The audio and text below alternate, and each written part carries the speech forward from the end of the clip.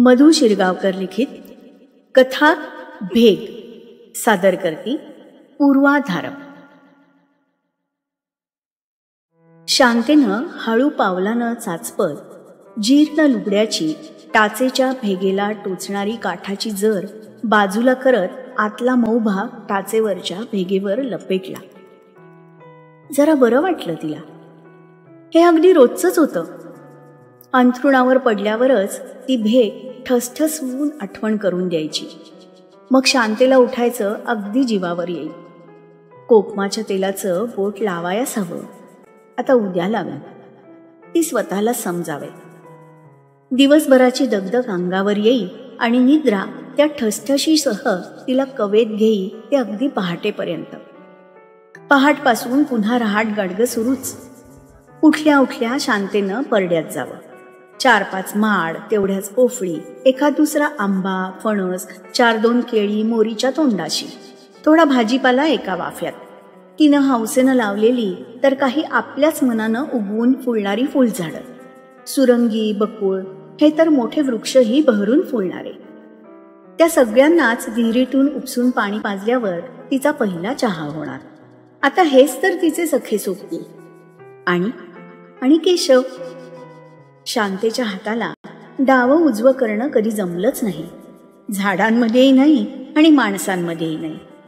ती लग्न होऊन या घरात आली तेव्हापासून हे असंच. नारळ उतरवायला धोंड्या यायचा. पद्धतीप्रमाणे त्याला करवंटीतून चहा जायचा. मामांजींचा तसा दंडक होता.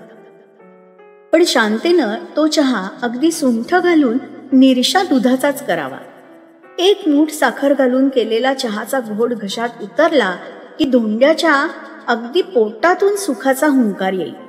कोवळ्या वयातल्या शांताला खुदकन हसू येईल. तूच कसले गो खुदू खुदू हसू येते. कोरा चहा दिलास तरी असाच हुंकार येईल हो धोंड्या, सासूबाई करवालत. ती तोंडावर पदर धरून हसू दाबून टाकी. पण सासूबाई मायेच्या होत्या. घरातल्या लहान पोरांबरोबर हिलाही बसवीत आटवल खायला पारोशात. घे गपागप खाऊन. पुन्हा या घरात बाईच्या तोंडात घास पडायला 4 वाजतात. त्यांचा अनुभव होताच तसा. मोठं खटलं. पण बाई माणसं या दोघीच. मोठे दीर विधूर, त्यांना 3 मुलं, पण बरीच उशिरा झालेली, सगळी वाढत्या वयातली. मधल्यांनी लग्नच नाही केलेली. तिसरे शांतेचे सासरे, त्यांना हा माधव, शांतेचा नवरा, एकटाच. 3 नणंदा गावातच दिलेल्या. एखादी बाळणपणाला तर एखादी माहेरपणाला आलेली असायचीच. मग त्यांची 2-5 पोरं. हेकून काय, रांधा वाढा आणि उष्टी काढा, हीच रोजची दैनंदिनी. शांता आली आणि सासूला जरा उसंत मिळाली. कामाला एक राबता हात मिळाला ना.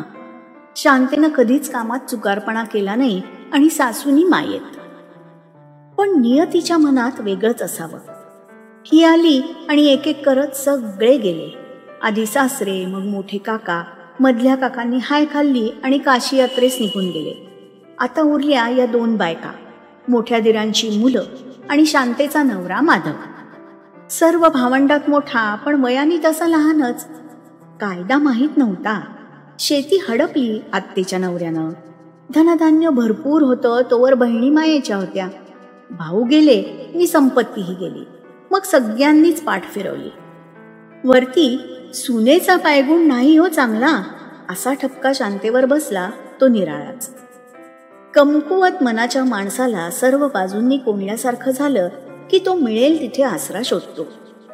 तिथून बाहेर पडून मोकळा श्वास घ्यायचा एवढंच हवं असं वाटतं. त्याच्या परिणामांविषयी पर्वा करावी अशी त्याची कुवतच नसते. जबाबदारीही नकोशी वाटते. माधवचंही तसंच झालं असावं. शेती गेली, घरात खाणारी तोंडही आली. शहरात जाऊन नोकरी शोध किंवा कामधंद्याचं बघ, आईनी तगादा लावला. पडला घराच्या बाहेर.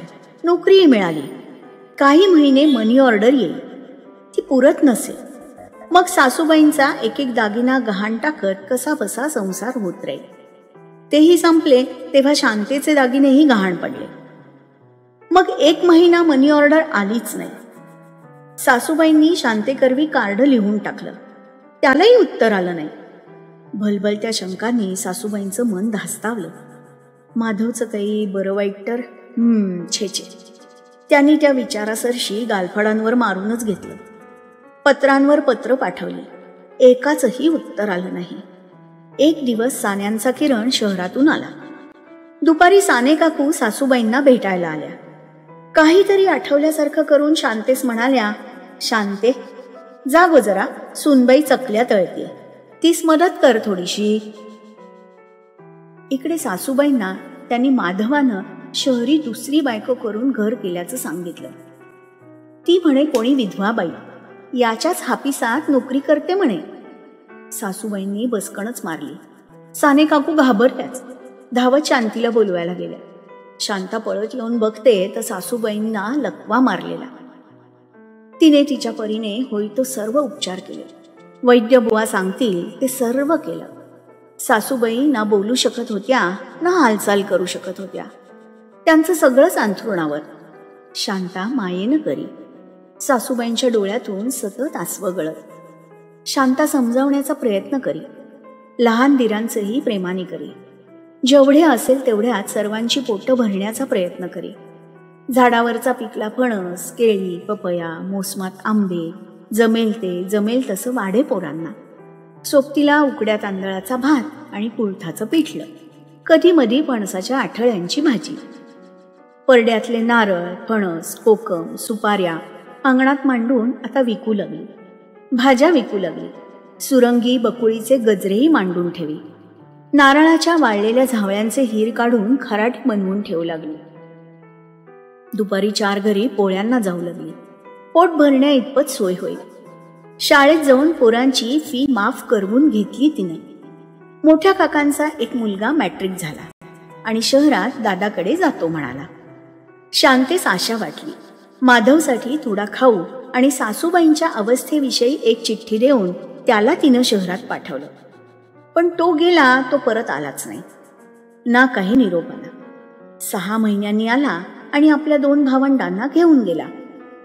वहिनी, दादाची वाट पाहू नकोस, तो यायचा नाही. असं का म्हणता भाऊजी, बरे आहेत ना ते? हो, उत्तम चाललंय त्याचं. तुम्ही त्यांच्याच बरोबर राहता ना? नाही, त्यानं पहिल्याच दिवशी हाकलून लावलं. सुदैवानं पूर्वी एकदा बाबांबरोबर मामाच्या घरी गेलो होतो. तिथे गेलो, त्यानं आसरा दिला. नोकरी मिळाली. तुमची काही मदत करू शकत नाही, पण निदान या दोघांचा भार तरी तुमच्यावर नको. शांता ऐकत राहिली. असं एकदम बदलले कसे हे? काय करावं? स्वतःच जाऊन पाहून यावं की काय? पण सासूबाईंना सोडून जाणार कशी आणि कुठे? आपल्यालाही हाकलून लावलं यांनी तर. क्वचितच असं का बरं झालं आपलं, असा विचार मनात येई तिच्या. पण क्वचितच. आहे तसं जगायचं एवढंच तिला माहिती होतं. दिवस जात होते, महिने जात होते, वर्ष जात होती. मग एक दिवस एक बाई आली पत्ता शोधत. कडेवर एक लहान मूल, आजारीशीच दिसत होती. शांतेनं गुळपाणी समोर ठेवलं. कोण कुठली चौकशी केली. बाई नजर चुकवू लागली. मुलाला दूध देता का म्हणाली. शांतेनं तेही दिलं. माधव मला शहरात भेटले. शांता अवाक होऊन ऐकू लागली. आम्ही एकाच हापिसात होतो. ओळख झाली. राहायला जागा नव्हती. माझ्या घरात एक खोली रिकामी होती. ती त्यांनी भाड्याने घेतली. हळूहळू परिचय वाढला. तरुण वय, आकर्षण वाटलं. त्यांना इथल्या तुम्हा सर्वांच्या जबाबदारीचा भार पेलवत नव्हता. मला म्हणाले, लग्न करूया. मी इथले तुमच्याबरोबरचे संबंध तोडणार असाल तरच लग्न करू अशी त्यांना अट घातली. तेही तयार झाले. काही वर्ष सुखात घालवली. मागच्या वर्षी हा झाला. मला बाळंत रोगानं ग्रासलं आणि काहीच महिन्यात माधव भ्रमिष्टपणा करू लागले. त्यांना तुम्हा सर्वांना वाऱ्यावर सोडून दिल्याची बोच जगूच देईना. एक दिवस भ्रमिष्ट अवस्थेत 4थ्या मजल्यावरून उडी मारली आणि गेली. आता मीही किती जगेन माहीत नाही. याला पाहिला दुसरं कोणी नाही. मी मेल्यावर हा पोरका जीवही मरून जाईल. मध्यंतरी तुमचा चुलत दीर आला होता. आम्ही त्याला हाकलला, पण तो तुमच्याबद्दल खूप चांगलं बोलत होता, म्हणून आशा वाटली. एवढ्याच्या बोलण्यानेही ती दमून गेली. शांता नुसती एकटक पाहत राहिली. बराच वेळ गेला. मग म्हणाली, जेवण करा. तिनं त्या बाईला आत आणलं. सासूबाईंचं ताट वाढलं, त्याबरोबर हिलाही वाढलं. सासूबाईंना भरवून मग आपण बसली.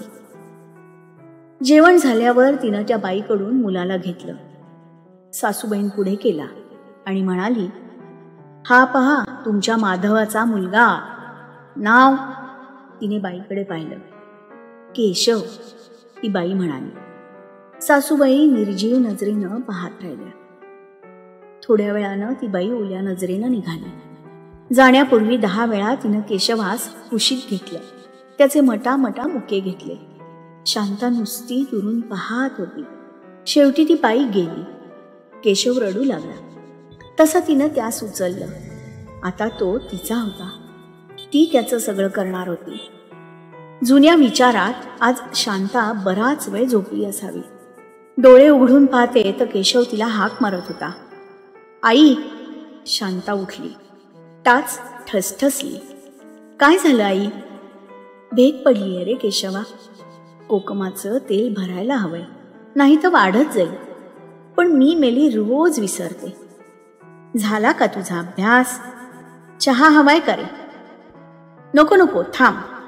हे घे कोकमाचं तेल आणि लाव. मी चहा करतो. पोर मोठं झालं, पुढच्या महिन्यात 15वं लागेल. शांता हसली. अगदी तशीच खुदकन.